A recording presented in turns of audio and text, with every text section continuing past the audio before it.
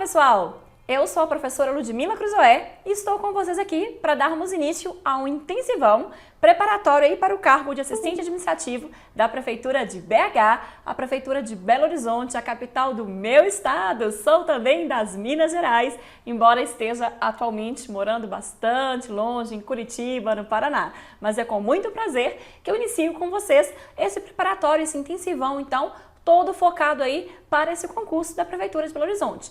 Neste primeiro encontro, pessoal, eu vou dar uma pincelada geral com vocês no nosso edital. Percebam que eu digo nosso edital, não porque eu seja concorrente, não vou fazer a prova, entretanto, porque eu me envolvo aí no processo do concurso juntamente com o meu aluno.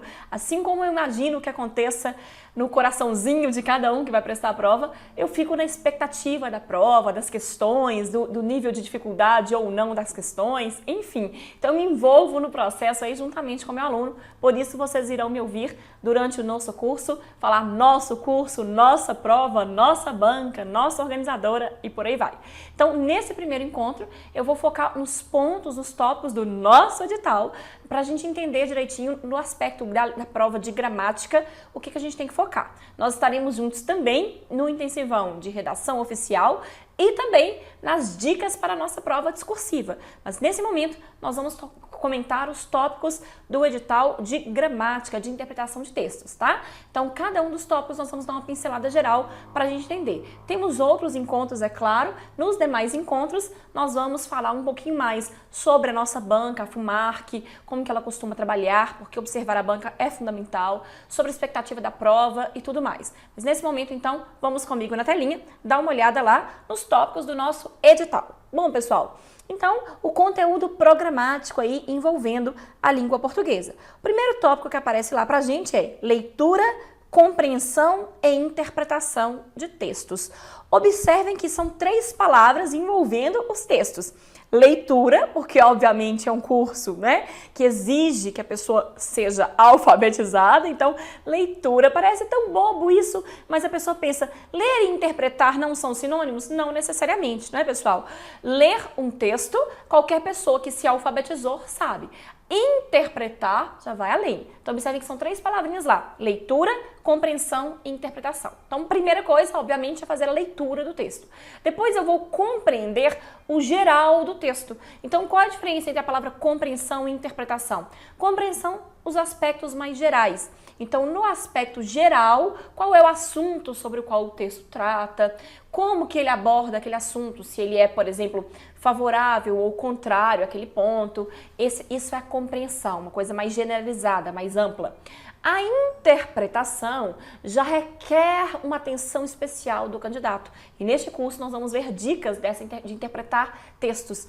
A interpretação é aquela leitura das entrelinhas, daquilo que está subentendido no texto. É aquilo que o texto diz sem dizer. Não é? Ou seja, ele diz sem dizer de maneira explícita. Então, aquilo que está implícito no texto. Então, primeiro eu faço uma leitura, depois eu faço uma compreensão geral, o assunto do texto, uma noção se ele vai defender um ponto, se ele vai contrapor esse ponto, e depois as entrelinhas, né? Aquilo que está subentendido no texto. Isso é importantíssimo. Então, nesse curso, nós teremos bastantes dicas aí de interpretação. Na sequência, observem que também o edital trouxe textos, no plural. Então, isso significa que a nossa prova pode perfeitamente cobrar mais de um texto, tá? Isso não é motivo para o candidato desanimar, ficar, ai, não vai dar tempo, são muitos textos.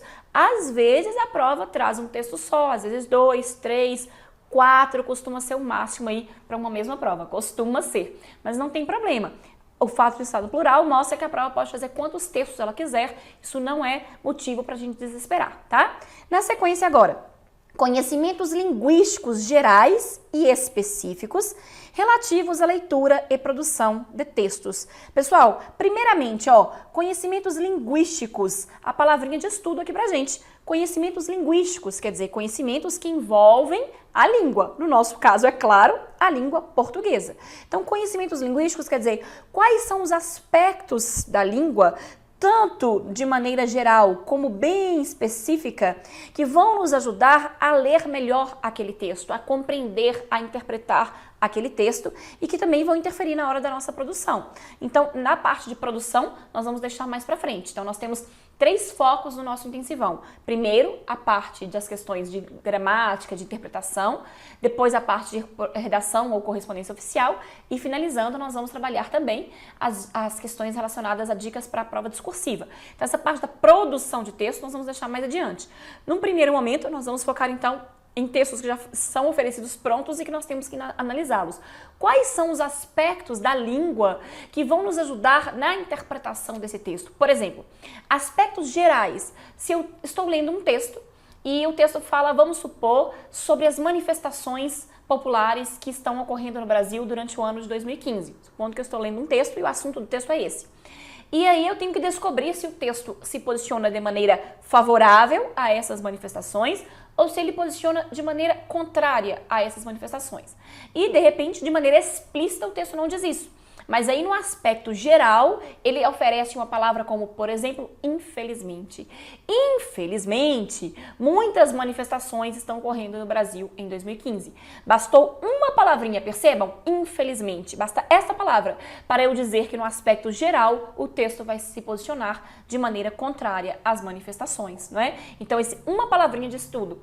E se o oposto eu puser lá no meu texto? Felizmente, muitas manifestações estão ocorrendo no Brasil em 2015. Então agora mudou tudo, felizmente. Então o texto vai se posicionar de maneira favorável. Então, pessoal, quando o nosso edital traz lá, ó, conhecimentos linguísticos, então da própria língua, gerais, quer dizer, o que no aspecto geral que me ajuda a ler e interpretar o meu texto, né? Então, palavras como felizmente, infelizmente, que trazem em si a opinião do autor. E quando fala aspectos específicos, justamente pistas que me ajudam a ler as entrelinhas do texto, porque quando está explícito é mais fácil. Ainda que o texto não tenha dito que ele é contrário ou que ele é a favor, palavras como felizmente, infelizmente, dizem de maneira explícita, né? Agora, aspectos específicos é quando eu tenho que ler as entrelinhas, então. É quando eu tenho que redobrar a minha atenção para eu perceber uma mensagem subentendida ali por trás de uma determinada informação.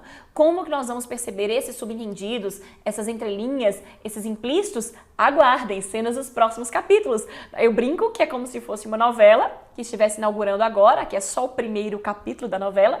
Neste momento eu apenas apresento os personagens para vocês. Agora quem é vilão, quem é mocinho, o assassino, então só no último capítulo, né? Então no decorrer dos capítulos, no desenvolver da nossa trama, nós vamos perceber detalhes. Então, só para entender por enquanto os tópicos do edital mesmo. Então, aspectos gerais, uma palavra como felizmente, infelizmente, então isso me ajuda a perceber um aspecto geral do texto. E os aspectos específicos, aquilo que está, por exemplo, nas entrelinhas, nós trabalharemos isso nos próximos capítulos, tá? De volta lá no nosso edital. Na sequência, então, pessoal, conhecimento gramatical de acordo com o padrão culto da língua. Então, esta expressão aqui, ó, padrão culto, é uma expressão que aparece muito nos nossos enunciados de prova. Então, quando eu falo padrão culto da língua, ou norma culta, ou padrão gramatical, enfim, é aquilo que a gramática impõe, são as regrinhas gramaticais mesmo.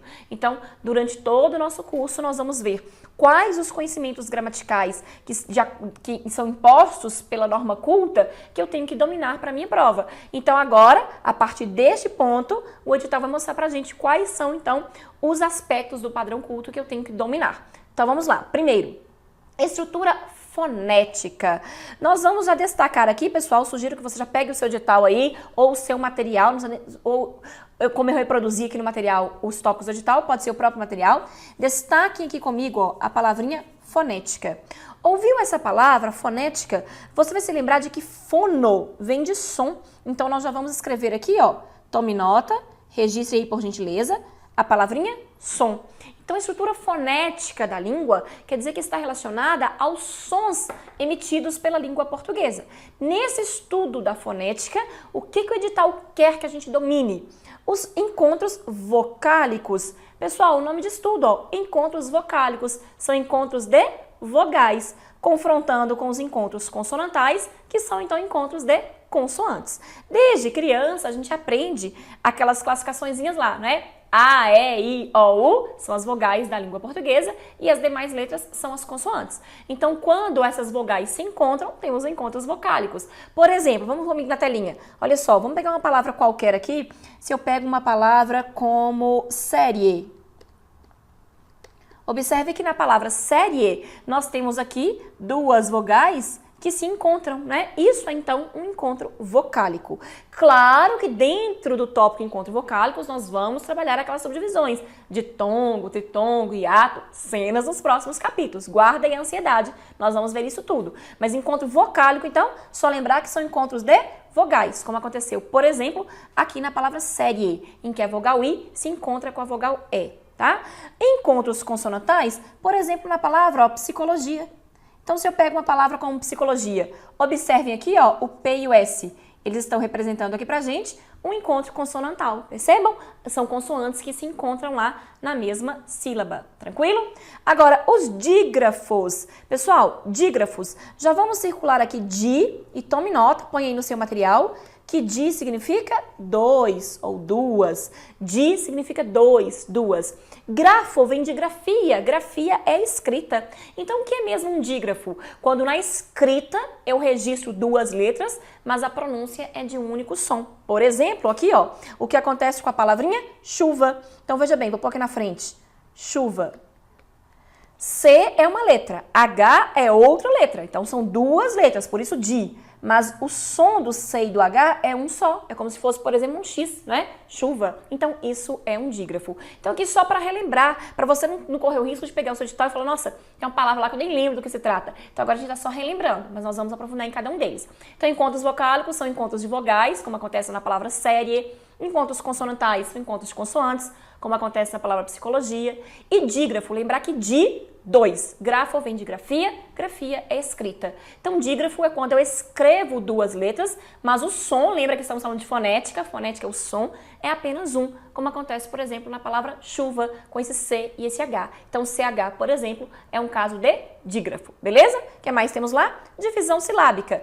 Divisão silábica, também chamada de separação silábica, é como que eu vou separar as sílabas das palavras, né? Então, nós vamos ver as dicas, as regrinhas, nós vamos relembrar todas. Então, divisão silábica, por exemplo, se eu tenho uma palavrinha como série, e aí, professor, é série ou é série? São 3 sílabas ou são 2? Nesse caso aqui seriam 2, mas os detalhes disso nós vamos ver aos poucos. Então, divisão silábica, separou as sílabas das palavras e viu se a palavra tem 3 sílabas, 2, 1, 4, mais de 4, aqueles conceitozinhos de monossílaba, dissílaba, trissílaba, polissílaba, são conceitos que entram aqui então na divisão silábica. Então, falou em divisão silábica, entram esses conceitos. Monossílaba, lembrar que mono significa um, então quando a palavra tiver apenas uma sílaba. Dissílaba, então di aqui mais uma vez 2, quando a palavra tem 2 sílabas. Trissílaba, então tri, 3, quando a palavra tem 3 sílabas. E poli, que não significa 4, é só lembrar quando o Brasil ganhou a Copa pela 4ª vez, ela não foi policampeã, né? Ela foi tetracampeã. Então, poli não significa 4. Mas, de fato, pra gente, a ideia de mais, de muitos, de vários, seria a partir de 4. Então, na verdade, poli significa muitos, vários. Então, a palavra polissílaba é que tem muitas sílabas, que tem várias sílabas. Pra gente vai ser realmente a partir de 4, tá? Então, a divisão silábica são esses conceitos aí de monossílaba, dissílaba, trissílaba, polissílaba. Tranquilo, né, pessoal? Mas nós vamos recapitular todos esses nos próximos encontros. Na sequência agora, percebam ortografia. Então, ortografia, nós vamos como se fosse partir, dividir a nossa palavra aqui em duas, ó. Esse pedacinho aqui do orto e esse pedacinho aqui do grafia. Grafia, nós já comentamos, que significa escrita. Então, tome nota, registre no seu material só para relembrar, tá? Grafia é escrita. Orto significa correta, correção. Orto vem de correção. Então, ortografia é a parte da gramática que estuda as regrinhas de escrita correta das palavras. É a ortografia que vai impor pra gente se uma palavra é com CH, se é com X, se é com SC, com 2 S, enfim. E nós veremos algumas dicas de ortografia para não confundir quando que é G, quando que é J, por exemplo, e por aí vai, tá? Então, ortografia é isso. Depois, a acentuação gráfica, né? Só para recordar, pessoal, que a acentuação gráfica na língua portuguesa, então sugiro que você já puxe as setinhas aqui. Nós vamos puxar 2 setas seguras e uma terceira seta que ela vai ser meio incerta. Como assim? Acento na língua portuguesa, para todos os autores gramaticais, nós temos 2. O chamado acento agudo. Pessoal, acento agudo é aquele que abre o som em palavras como, por exemplo, ó, avó, tá vendo, ó? Avó, isso aqui é um acento agudo. Nós temos o acento circunflexo, vulgo chapeuzinho. é aquele que fecha o som em palavras como, por exemplo, avô. Este é o acento circunflexo. Esses dois são acentos para todos os autores gramaticais, então não há divergência em relação a isso. Todos os autores da língua portuguesa reconhecem esses dois acentos. O acento agudo, que então abre o som em palavras como avó, café. O acento circunflexo, vulgo chapeuzinho, que fecha o som em palavras, por exemplo, como avô, beleza? Agora, nós temos a chamada crase, que também para alguns autores é um acento grave. Então, o acento grave nada mais é do que a própria crase. Então, se você se deparar com uma questão de concurso que no enunciado traga a expressão acento grave, lembrem-se, acento grave é sinônimo de crase. É porque nem todo autor vai chamar a crase de acento, tá? Então, o acento agudo, o acento circunflexo são os acentos por excelência. A crase, também conhecida por alguns autores como acento grave, é quando nós temos a fusão, pessoal, crase significa fusão, união, de dois As, tá? Então, é um A se unindo com outro A, formando o chamado acraseado, né? Que a gente registra assim. Então, esse é o acraseado. Então, crase, para alguns autores, então, é o acento grave, que é a fusão de um A com um outro A, fusão, união de dois As, formando, então, o chamado acraseado. Mas falaremos de crase com mais detalhes mais adiante, tá? Pra gente, aqui na situação gráfica, vai interferir, vai interessar, vão ser, o que vai nos interessar aqui são os acentos agudo e circunflexo. O acento grave, a crase, nós vamos ter um capítulo especial só para ele, beleza? Siga comigo na tela, então. Agora, na sequência do edital, temos lá classes de palavras, classificação, flexões nominais e verbais, emprego. Pessoal, primeira coisa, você vai circular essa expressão classes e vai pôr um númerozinho aí para mim, 10, tá? Uma prova de concurso nunca vai te perguntar quantas classes de palavras existem na língua portuguesa, foi-se o tempo que era assim, memorização, né? Mas é interessante que você saiba que são 10 as classes para facilitar o seu estudo. Então, um tópicozinho do edital, classes de palavras, ele vai se desmembrar, ó, em 10 tópicos. Nós temos na língua portuguesa, então, 10 classes de palavras. Quais são elas? Cenas dos próximos capítulos. Nós vamos comentar posteriormente, mas já saiba que então são 10 as classes de palavras, tá? Quando falamos lá, classificação. Classificação, pessoal, é porque algumas dessas classes, não são todas as 10, algumas têm subdivisão. Então, classificação é a mesma coisa de subdivisão. Então, por exemplo, vou pegar uma classe qualquer aqui, dentre as 10, nós temos a classe dos pronomes. Pronome é uma classe. Dentro do pronome, nós temos a classificação. Pronome pessoal, pronome possessivo, pronome demonstrativo. Então, isso é classificação, tá? Então, classificação são subdivisões que algumas classes trazem. Então, por exemplo, pronome é uma classe. Pronome pessoal já é uma classificação, beleza? E temos lá flexão. Pessoal, flexão é sinônimo de variação. Então, comigo na tela, mais uma vez, ó. Flexão, tome nota, registre lá, que é variação. Então, classificação é subdivisão. Flexão é a variação. Como assim variação? Nós temos as variações nominais e as variações verbais. Variações nominais, você vai escrever basicamente duas palavrinhas aí para mim. Gênero e número, tá? Então, as flexões nominais são basicamente duas. A de gênero e a de número. O que é isso, pessoal? Gênero, tome nota, registre aí, masculino e feminino. As palavras não têm sexo, pessoal. As palavras têm gênero. Então, quando eu pego uma palavra como, por exemplo, cadeira, a palavra cadeira pertence ao gênero feminino, por isso que eu falo a cadeira. Já a palavra sapato pertence ao gênero masculino, por isso que eu falo o sapato. Então, quando eu falo em flexão, flexão é variação, é mudança. As flexões nominais da língua portuguesa são basicamente duas, a de gênero e a de número. Falou em gênero, masculino e feminino. Falou em número, singular e plural. Cadeira, singular. Cadeiras, plural, tá? Então, flexão de número, basicamente, a ideia do singular e do plural. Já na flexão verbal, nós temos bem mais subdivisão. Na flexão verbal, nós temos os tempos,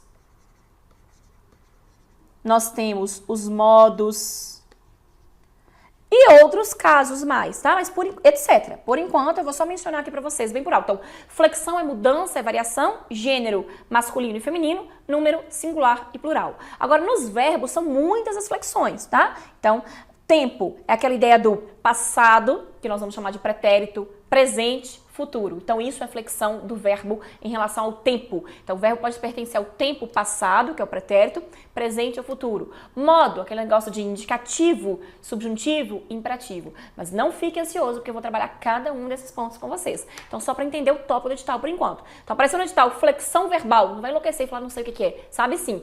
São as mudanças que o verbo sofre. Por exemplo, amei. Amo, amarei. Isso é uma flexão verbal de tempo, pretérito, presente, futuro. Quando eu digo, talvez eu viaje, isso é uma flexão verbal do modo subjuntivo, que é a dúvida, talvez eu viaje. Viajarei, já é um modo indicativo. Então, modo indicativo, subjuntivo e imperativo. Mas, enfim, são várias as flexões de verbo, nós vamos ver com calma mais adiante, tá? E emprego, quer dizer, como que essas classes são usadas. Então, como que eu uso um pronome, como que eu flexiono um verbo. Então, emprego tem a ver com os outros tópicos, tá bom? Então, classes de palavras é isso. Na sequência agora, teoria geral da frase e sua análise, orações, períodos e funções sintáticas. Esse tópico aqui também vai render bastante pra gente, mas nós já vamos relembrar aqui rapidamente o que para a língua portuguesa nós podemos chamar de frase, ó.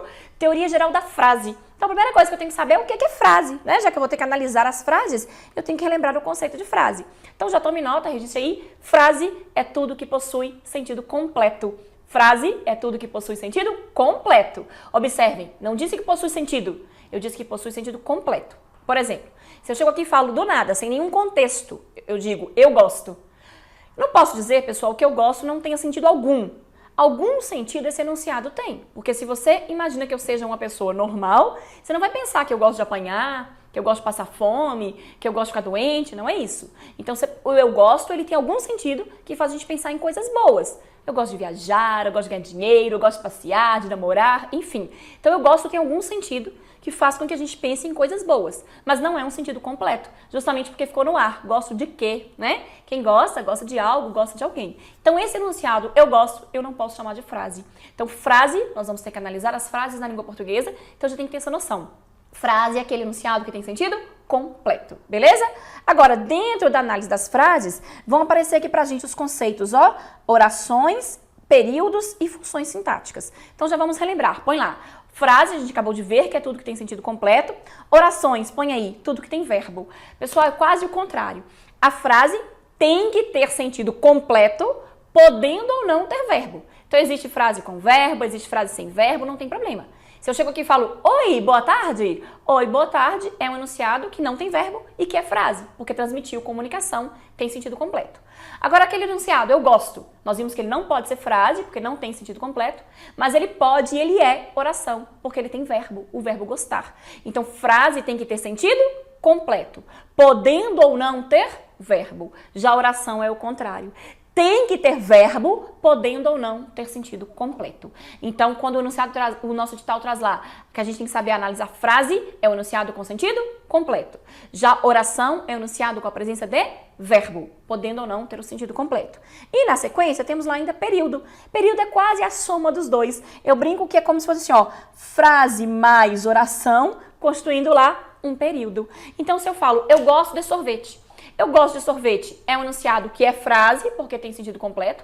É também oração, porque tem a presença do verbo gostar. Consequentemente, ele é um período. Então, a frase tem que ter sentido completo, podendo ou não ter verbo. A oração é exatamente o contrário. Tem que ter verbo, podendo ou não ter sentido completo. E o período, ele tem que ter as duas coisas ao mesmo tempo. Ele tem que ter sentido completo e ele tem que ter também a presença do verbo. Então, o período, ele é ao mesmo tempo frase e oração. Tranquilo?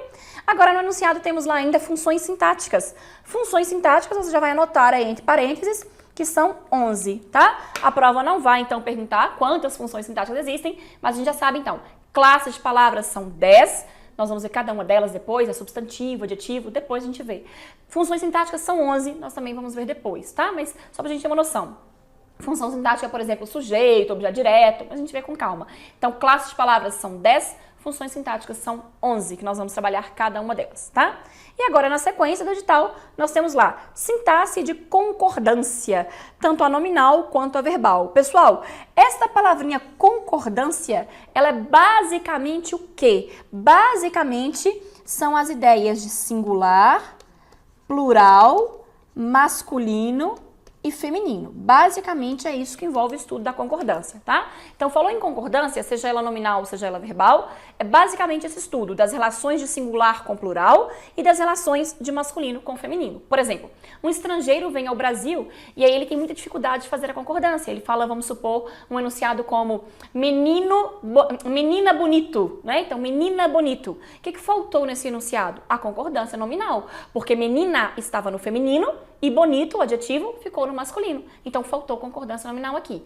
Claro que não é assim que o concurso cobra, nós vamos ver como que é, mas só para entender o que é esse negócio de concordância nominal. Concordância nominal é muito comum essa relação do masculino com o feminino.